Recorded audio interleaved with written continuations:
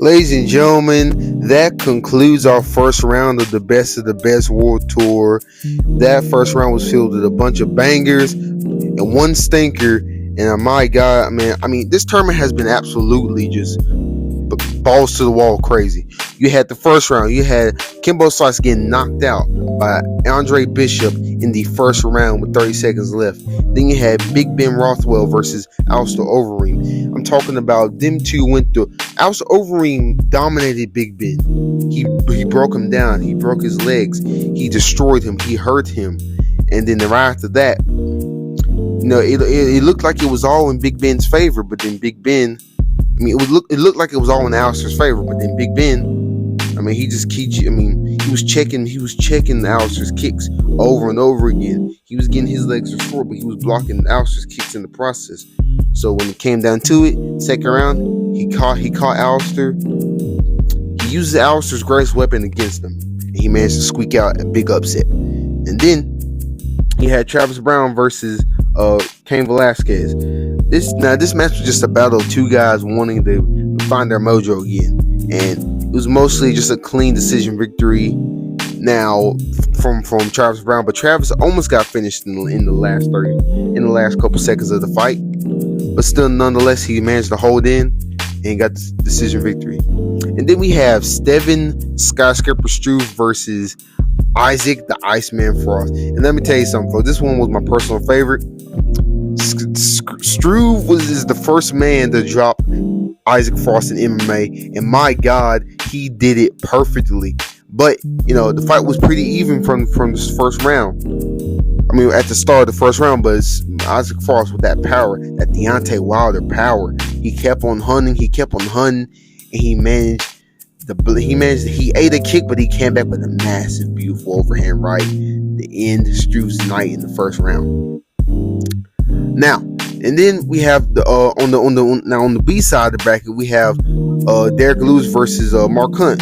This match was just the big boy versus big boy, man. They went back, they just battled.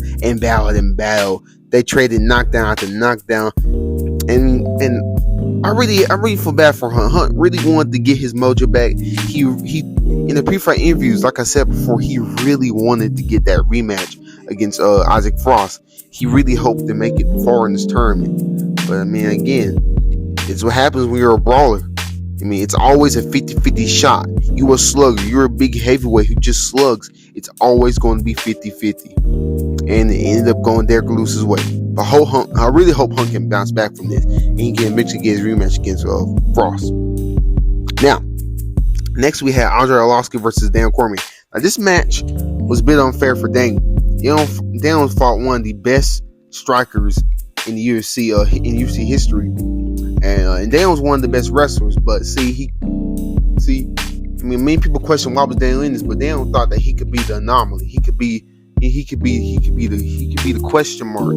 He could be the thing that disrupted there. He could be the disruptor, but it just didn't work out for him. He just got outstroked. We really saw how limited Daniel Cormier's striking arsenal really is without his wrestling to back it up. But Andre Arlovski managed to knock him out in the first round, and second round, and managed to squeak on by to the next round. Now, as we have it right here, and then we have our next two match. We had Bush League Tim versus Stipe the Goat Miocic. And let me tell you something, people. It was just straight domination by the GOAT. Bush League Tim thought he could do some shit. He couldn't. He got his ass sent home. I'm so glad. He disrespected me and Stipe. I'm happy. And now we got the last fight that happened. Dana White versus Francis Ngannou. Let me tell you something. Dana was dominant. He dominated Francis until he got too cocky. He got too cocky. He got caught. He got dropped. And my God, people, it was it. Daniel had it in his hands, but he let it slip. He let the GOAT slip. Francis got his vengeance against Dana, and that was it. He just showed why he is a former world champion and one of the best. But ladies and gentlemen, that is my overview of the first round. I really can't wait for the second round to start, quarterfinals. And ladies and gentlemen, this has been King Badger. Hope to see you soon.